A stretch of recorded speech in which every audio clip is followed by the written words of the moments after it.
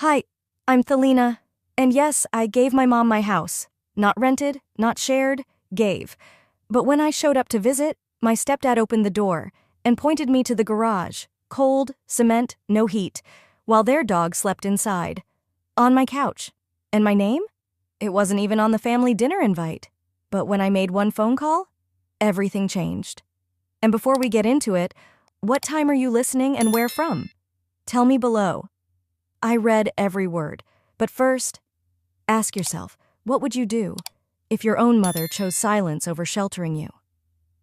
The wind carried that brittle chill only Kentucky autumns could conjure, sharp, quiet, and full of memory. I pulled into the driveway slower than I meant to. The house looked almost the same from the street, but the closer I got, the more I felt it. Something had changed. The porch planter I once filled with peonies had been replaced with gravel. The welcome mat I picked out with my mom 3 Christmases ago, gone. The door was freshly painted a dull gray, and somehow that hurt more than I'd expected.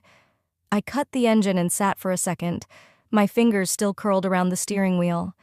I had signed this house over to my mother 3 years ago. I did it with open hands and an open heart, thinking I was giving her stability after she remarried. It was the right thing to do, I had told myself.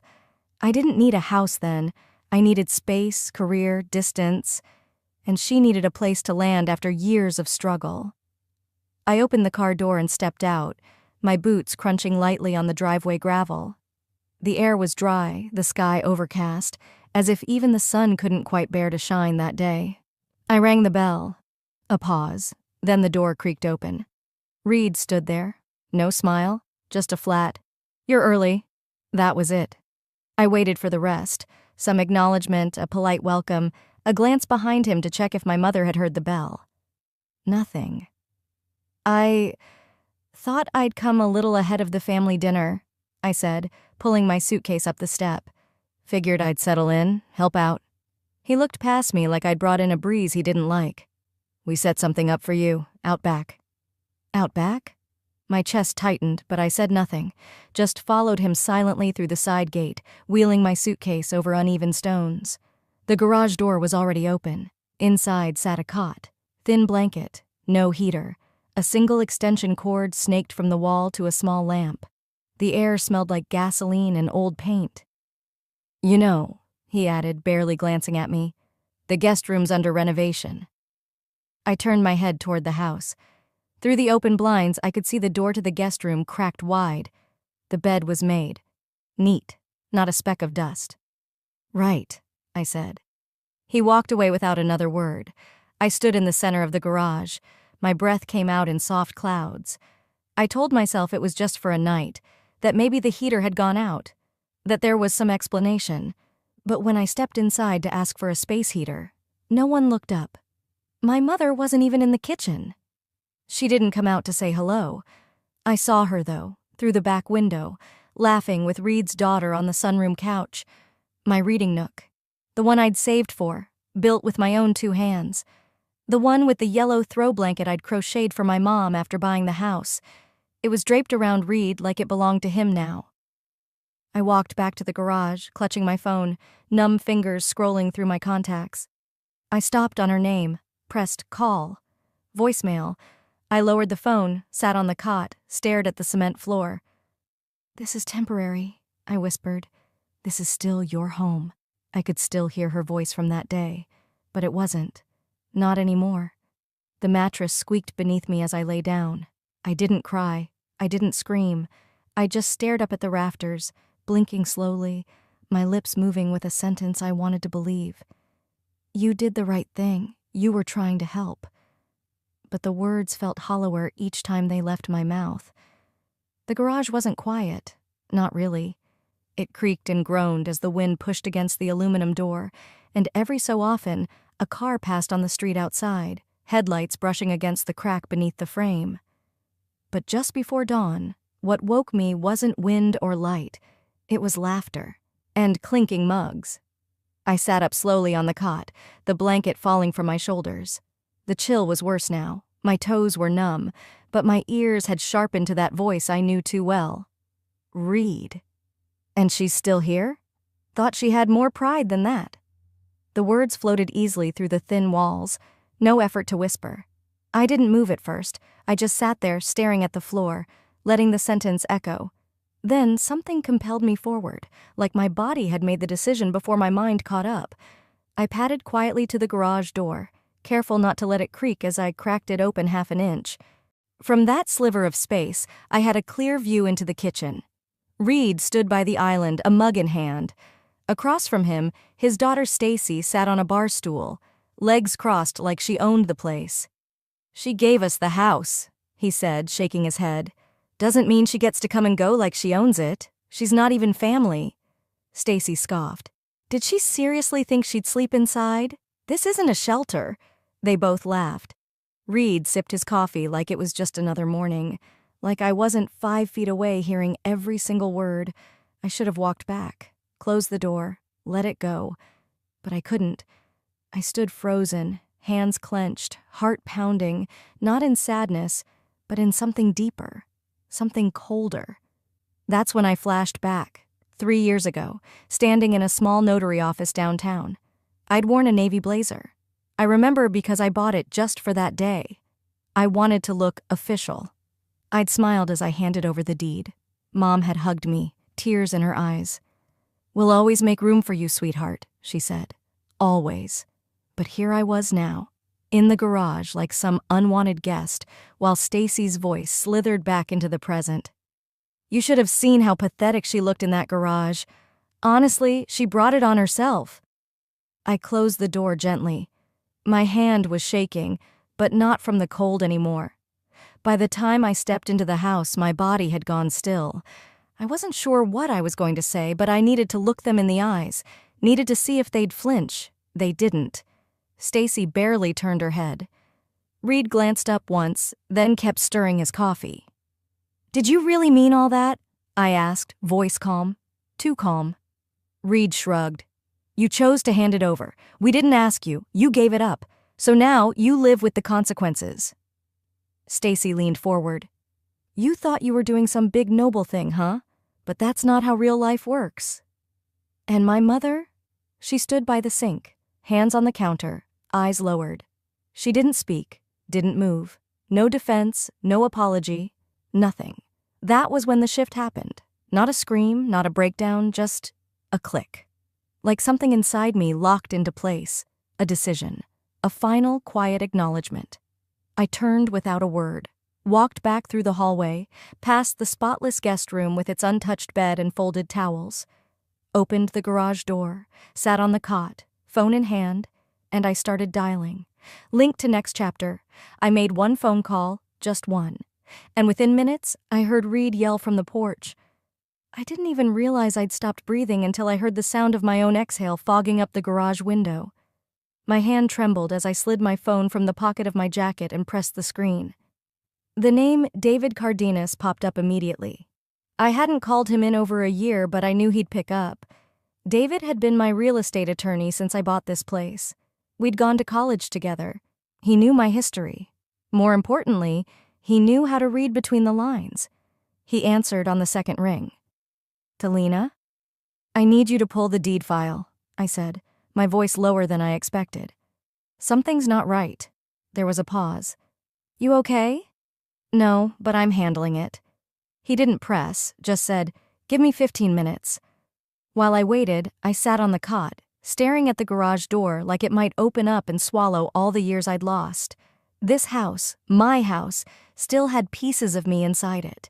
The crown molding I chose, the built-in shelves I'd installed, the paint color in the kitchen my mother swore made the space feel happier. And yet, I was the one exiled to the garage like some unwelcome stray. 15 minutes later, David called back. His voice was tight, clipped. "Talina, you're still listed as the legal owner. The deed transfer paperwork? Your mother never filed it. It was signed, but never processed. The house is still yours." I didn't say a word, just nodded, though he couldn't see me. "You still there?" "Yeah," I whispered. "Thank you." As I ended the call, I didn't have a chance to put my phone down before Reed's voice boomed from the porch. "Who the hell are you talking to?" I didn't answer. I slid my phone into the side pocket of my duffel just before he pushed open the garage door. He was still wearing pajama pants, a mug clutched in his hand like a weapon. "You think you're clever?" he growled. "Trying to stir things up with your legal buddies now?" I stood up calmly. "I made a phone call." "Who'd you call, huh? A lawyer? Trying to threaten us? This your big comeback?" I tilted my head slightly, watching him fume. His hands were shaking, not from the cold, but from the realization that something had slipped out of his control. "You've got until Monday to pack it up," he snapped. "You're not staying here, not after this." I didn't respond, just smiled faintly, like someone who finally understood the rules of a game they'd been losing. He took a step forward. "This house doesn't belong to you anymore."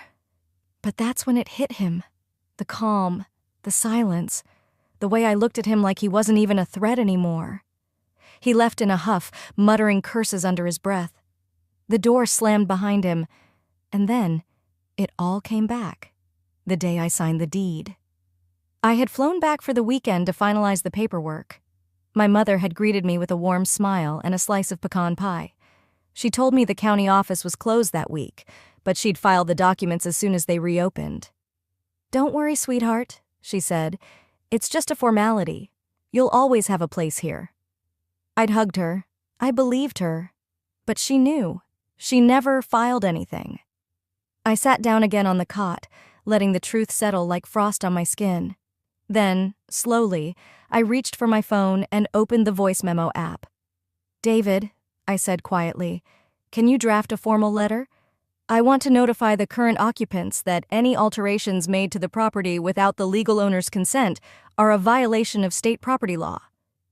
Just as I pressed send, I heard Reed's voice echoing from inside.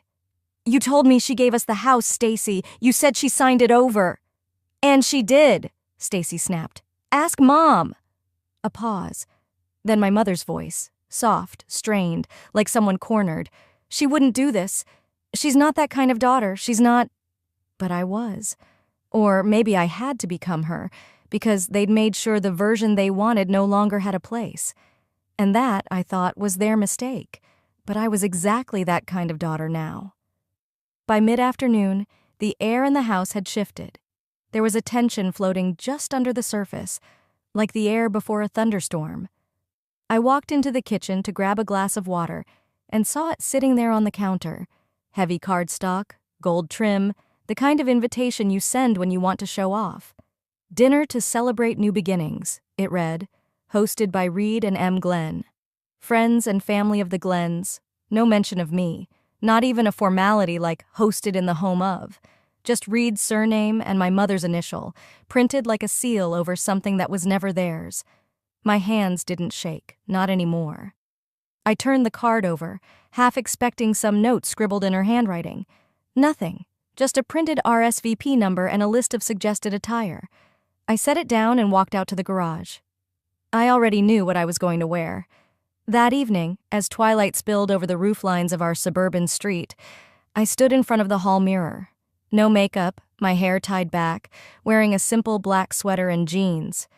No jewelry, no heels, nothing festive. Just myself. I didn't want to be mistaken for someone trying to belong. By the time I entered the dining room, the guests had already arrived. The place smelled of rosemary and roasted garlic. Candles flickered against polished glasses. People I'd never met were lounging on chairs I'd bought, complimenting the warmth of the space I'd built with my own hands. I slipped into the farthest seat at the end of the table. No one stood up. No one asked where I'd been. I was invisible, but I was watching. Reed stood, raising his glass. "We're grateful to everyone here tonight. This house has been a blessing, and we're especially thankful to our tenant." He turned his eyes toward me like I was a distant cousin who had wandered in from the cold. "Who's generously allowed us to stay while we get back on our feet." Laughter. Polite, detached, rehearsed. I didn't smile. I didn't blink. The silverware clinked. My mother nodded in agreement, her mouth drawn in a soft, practiced expression. No apology, no acknowledgement. The food was passed. I didn't reach for any. Midway through the meal, I slipped into the kitchen to get a glass of water. That's when I heard footsteps behind me. Leora, my stepsister. She leaned against the fridge, arms crossed, eyes narrowed. Why are you letting them do this? She asked, voice low. I met her gaze. Do what? Treat you like this. You gave them the house, didn't you? I shook my head. No, I loaned them a lie I thought was temporary. Her brow furrowed, the first real crack in her performative confidence. Then why are you letting them win? I stared at the faucet running into my glass. Because they think I'm still playing the same game. Back in the dining room, Reed was telling a story about his old construction job like he'd built the place himself. Everyone nodded along, entertained. I walked over to the table. Slowly, deliberately, I reached for the crystal centerpiece, a 3-tier glass arrangement of white orchids and twisted vines. I had it custom-made for this room 5 years ago. Lifting it from the center, I carried it down the length of the table. Some eyes followed. Most didn't notice. As I passed Reed's chair, I paused. I leaned just close enough for him to hear.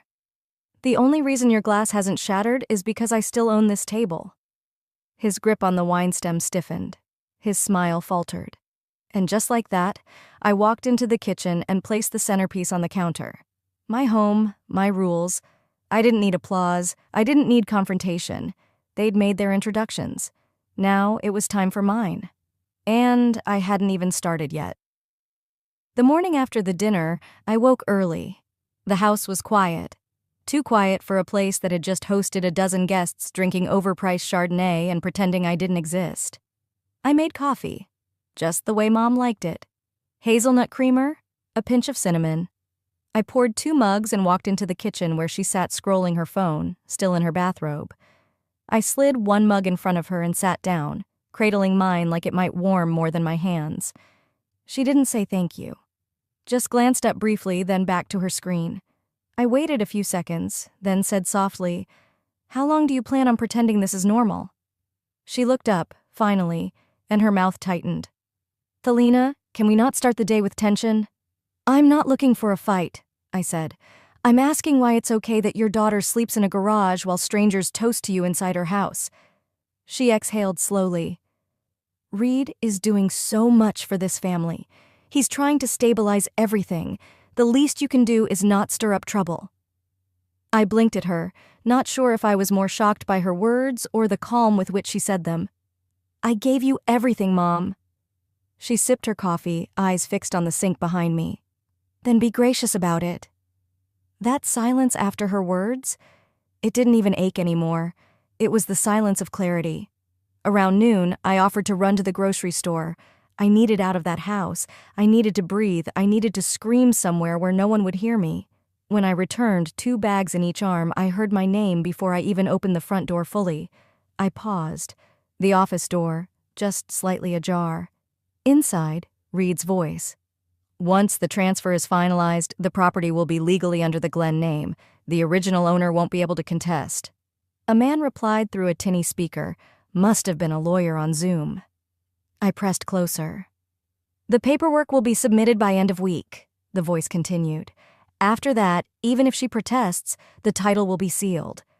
My hand gripped the doorknob so tightly, the plastic bag handles cut into my wrist. "You told me she gave it up," Reed said. Mom's voice followed, quiet. "She did. She just doesn't realize what that means yet." My breath caught. I stepped back, set the groceries down quietly by the door, and walked toward the garage. That evening, just after the sun dipped behind the trees, I found her alone in the living room, folding towels like nothing had shifted, like our whole foundation hadn't cracked in half. I sat across from her on the couch. "Are you giving him the house?" She didn't look up. "You're overreacting." "Don't do that," I said. "Don't pretend this is about drama. It's about trust, about respect." She stopped folding. "Please, don't embarrass us." I waited, heart in my throat. "Just sleep in the garage a bit longer." I didn't reply. I stood, walked out the front door, stood on the porch until the night air burned through my coat. Back inside the garage, I didn't bother turning on the lamp. I sat on the cement floor, my back against the wall. My breath made small clouds in the cold. There were no tears left, just a pen, and the old notebook I kept in my suitcase. I opened to a blank page, and I began to write. Because even the coldest night has a morning. I woke up with my coat still on, the scratchy blanket tangled around my legs, and the garage still just as cold as when I fell asleep. But something felt different. Not warmer, exactly, just sharper. Like I'd shed a layer of doubt overnight and uncovered something harder underneath. With a small stretch, I reached into the filing box I'd dragged from the corner last night. Years ago, I'd labeled everything like a good daughter: mortgage, repairs, insurance. And under the tab marked title, I found it. The original deed, signed, notarized, and still mine. I grabbed my phone and called the Jefferson County Title Office. A calm voice answered after a few rings. "Yes, ma'am," the clerk confirmed. "That property is still under your name. We haven't received any transfer filings in the last 3 years." I didn't smile. I didn't react. I just said, "Thank you," and ended the call. A quiet calm came over me. Not relief, not victory, just readiness. That afternoon, I took a walk to clear my head. I passed the post office, the bakery that still sold pecan bars like they did when I was in high school, the bench where Dad used to wait for me after music lessons. That was a lifetime ago. Before Reed, before Tenant, before Silence. As I neared the corner of Main and Madison, my phone buzzed. A text from Laura, my old coworker. "Why didn't you come to the Glenn family dinner last night? Reed said you moved to Portland?" I stopped walking. I never left. Hands trembling, I opened social media. There it was, picture after picture. A string of carefully staged shots, my mom in her favorite red shawl, Reed at the head of the table. Even the family dog perched beside the fireplace. Not one image of me, not one mention. Portland? They hadn't just erased me from the house, they'd erased me from the narrative. I stared at the screen until my thumb hurt from gripping the phone too tight. Then I turned around and walked straight home, back to the garage. Inside, I didn't sit. I didn't stew. I opened my laptop, pulled up the contact list, and called the family lawyer, Mr. Hillard, the one who handled my father's estate all those years ago. When he answered, I didn't waste time. "I need you to issue a cease and desist. Any attempts to alter property ownership, make structural changes, or present false claims about residency, shut it down. Full legal wait." He was silent for a beat. Then, "Understood." I didn't tell Mom. I didn't tell Reed. I let the letter do that for me. By evening, I was back in the garage organizing everything: emails, bank statements, the deed. I stacked them neatly in a box, labeled it ownership evidence, and slid it beside my cot like armor beside a soldier. I stared at it for a long time, then opened my notebook, turned to a clean page, and wrote, "Hi, Mr. Kaplan. I believe you handle real estate dispute cases?" Because now, it wasn't just about surviving their betrayal. It was about rewriting the story they tried to delete me from. And then, my stepfather found the letter I never meant him to see. It must have slipped from the old notebook I'd tucked between the blankets. I hadn't even noticed it was gone, until I heard the garage door slam open with a violence that made the metal rattle. Reed stood there, red-faced, the folded page crumpled in his fist. "You left this lying around? Thought you were clever hiding it under the mattress?" he barked. My breath caught. That letter wasn't meant for anyone but me. It was a spill of pain, written in the kind of rawness I never let surface around them. I'd poured out the grief of being replaced in my own home, the ache of my mother's silence, the rage I'd swallowed too long. He held it up, shaking. "So this is what you really think of us." I didn't move. I didn't flinch. I just met his eyes and said, "Did I lie?" His jaw clenched. "You ungrateful, after all we've done for you." Footsteps pounded down the hallway. My mother appeared at the entrance, her robe clutched at her chest, eyes wide and furious. "What is going on?" "She wrote this trash," Reed shouted, waving the page. "Said we manipulated her, used her. Said we treated her like trash in her own home." Mom's eyes shifted from him to me. "Tell me that's not true," she whispered. I didn't answer. "You think we owe you just because you gave us a roof?" she snapped. "We've done nothing but try to include you. You're the one who acts like some kind of martyr." I didn't argue. I walked past them both, into the house. For the first time in weeks, I stepped into my own kitchen. The warmth, the smell of lemon oil, the hum of the refrigerator. It should have felt familiar. It didn't. I opened the cabinet, pulled out the file folder, and calmly removed the deed copy I had printed and sealed. I turned, held it up. "This isn't your house to yell in," I said. Reed's mouth opened, but nothing came out. I walked right past them and went back to the garage without another word. By morning, I was still, focused, until my phone lit up with a notification. Melina, my childhood friend. We hadn't talked in months, but we followed each other on Instagram, occasionally exchanged holiday texts. She'd posted a video. I clicked. Her voice came through the screen, soft at first, then stronger. "You all remember the Glenn family? I grew up with their youngest daughter. I haven't spoken up until now, but you need to know what happened." I froze. She went on.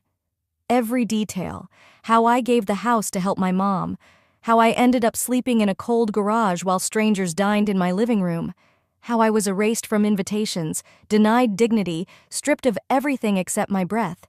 She wouldn't say this herself, Melina added, but I will. By noon, the video had crossed 1 million views. By evening, it hit 2. The comments were relentless. They used her. That house is hers. Period. How do you treat your daughter like a squatter? Mom or not, silence is betrayal. I didn't cry. I didn't smile either. I just stared at the screen and let the weight of those strangers' voices hold me in place, like the world had finally turned around and pointed back to the truth. For once, I wasn't shouting alone. And right when the truth went public, he tried one last thing to ruin me. I was sipping lukewarm coffee at the corner booth of a quiet diner on Bardstown Road, trying to draft a timeline for my next legal step, when a man in uniform walked in and asked for me by name. The table grew silent around me as he approached and handed over an envelope. "Ma'am, you've been served." Inside was a petition. Reed had filed a request for a temporary protective order, claiming I was mentally unstable, a danger to myself and others. Attached was a single paragraph, ripped straight from the letter he'd stolen from my notebook. No context, no explanation, just one raw excerpt from a private grief journal, weaponized like a blade. "He's trying to paint me as unstable?" I muttered, heart pounding but hands steady. "After everything he's done?" I didn't drive straight home. I turned toward a small brick office near the university hospital, my therapist's office. Dr. Bennett greeted me with her usual warmth, a quiet nod, and ushered me into the back room. She'd known everything, months of sessions, trust painstakingly built. She read the petition, then looked up at me. "You've come here weekly," she said calmly. "You've never once shown signs of instability. What he's doing is manipulative, and it ends now." She typed a formal evaluation, included every session date, notes on progress, and her clinical opinion in black and white. That night, I emailed it to my attorney. "Also," I wrote, "please draft an eviction notice for both Reed Glenn and Leora Glenn." By morning, everything was signed, filed, in motion. 2 days passed, quietly. Reed must have thought his petition would stall me, shame me into silence. He didn't know silence was my sharpest tool. It was Friday afternoon when the sheriff's cruiser pulled up outside the house. I heard the tires on gravel before I saw the blue lights wash across the garage wall. From my perch on the old folding chair, I stood and walked to the edge of the driveway, watching as the deputy approached the front door. Clipboard in hand, calm and unshakable. Reed opened it with that usual puffed-up stance until his eyes landed on the badge. "I'm here to deliver a court order," the deputy said evenly. "You and any other non-title holding occupants have 48 hours to vacate the premises. This property is registered under Thelina Marin.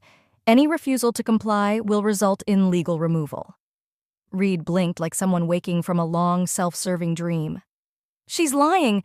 This house belongs to us!" The deputy didn't even glance at me. He handed Reed the paperwork.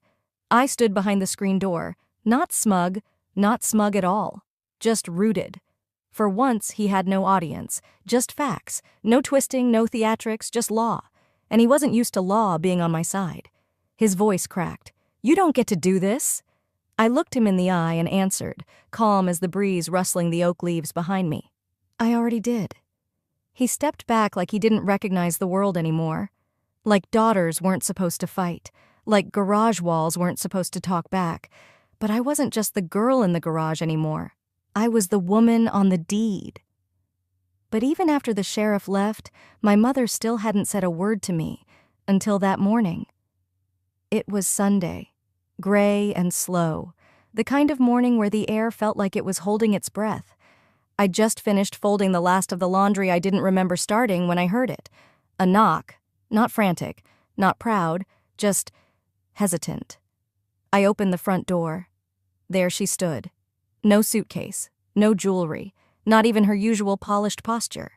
Her coat was misbuttoned, her eyes rimmed red, and for the first time in weeks, maybe years, she didn't look like a woman with a plan. "He left," she said, voice thin. "Took the savings, took the car. I didn't know, I didn't think." Her sentence hung unfinished between us like all the others she'd never completed. I didn't say a word. I stepped back, led her into the entryway, but nothing beyond that. She walked in slowly, glancing at the living room like it had changed languages. She stood in the kitchen, quiet. Then, almost in a whisper, "Can I stay here for a while?" My hand, mid-stirring honey into my tea, froze. The spoon clinked softly against the side of the mug. "I gave you this home once," I said. "You gave me a garage." She turned her head slightly, not fully, not enough to meet my eyes. "This house doesn't have room for what you brought into it," I continued calmly. "But I'll pay for a motel. That's more than either of you did for me."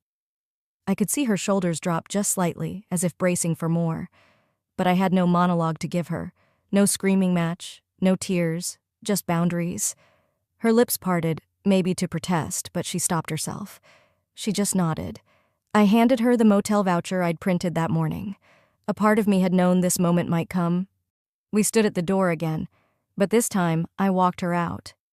She paused on the porch, fingers fumbling with the collar of her coat. "I thought I was protecting myself," she said. I didn't challenge it. I didn't need to. "Sometimes protection looks a lot like betrayal," I answered gently, "and you'll have to live with that, not me."